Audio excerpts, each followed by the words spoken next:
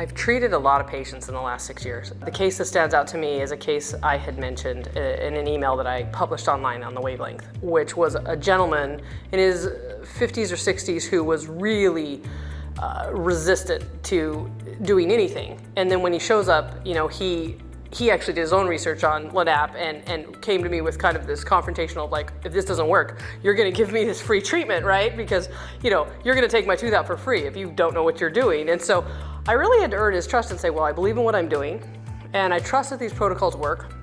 And after I've treated you and I've followed it, that your tooth is still in a situation where I would take it out, then I'll take it out for free. And so with this guy, we did the LANAP protocol, which is full mouth protocol. I always tell patients this, LANAP is not a one tooth option.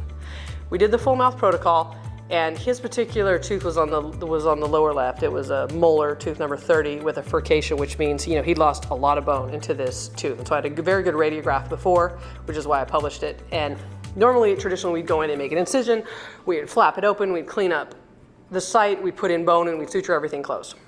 On this case, we went in and we didn't need to use all those materials. And we used the laser and the LANAP protocol to clean it up, and he went from, you know, 9-10 with pus to a 4. And the tissues pretty much stayed where it needed to stay instead of getting the recession you would get with resection. And so I had to say to this guy, you know, hey, I don't need to take your tooth out. You know, but I felt pretty great because I helped him keep his tooth, which is my job as a periodontist. My job is to help people keep their teeth, if I can.